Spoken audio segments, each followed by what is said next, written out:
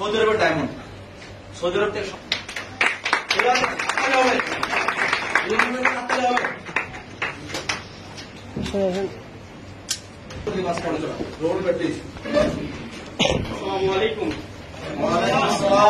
প্রবাসী।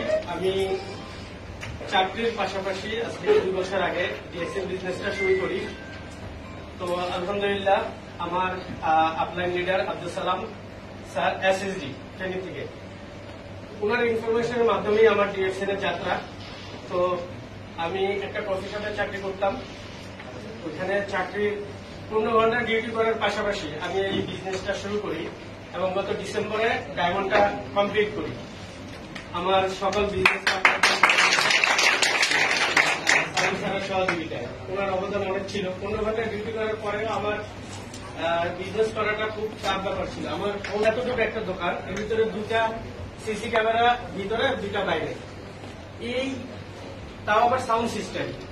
তো আমি আমার বিজনেসটা পুরোটাই আমার অনলাইনে। আমার ফার্স্ট কোন প্রোগ্রামে কথা বলা, আমার মনে হয় না যে কোন ডায়মন্ড এর আগে এরকম ভাবে মানে কোন প্রোগ্রামে কথা বলছে।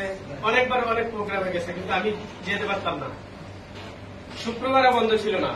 মাসে 30 দিনে 30 দিন ডিউটি ছিল, 15 ঘন্টা ডিউটি, সকাল 9:30 থেকে রাত্রে 12:30।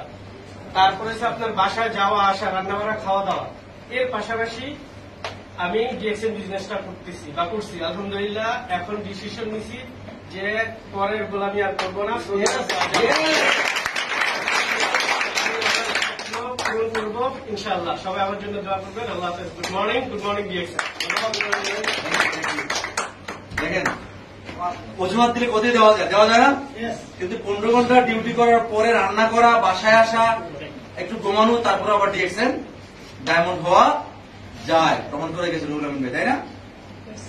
এখন ডায়মন্ড আসেন কে? এখানে দুজন অলরেডি আসেন কে? একদম ডায়মন্ড 1 জন, 2 জন, 3 জন, 4 জন, 5 জন, 6 জন, 7 জন, 8 জন, 9 জন, 10 জন, আমরা 10-12 জন আছি। আর বাকিরা সবাই তো এখনো হয়ে নেই, তাই না?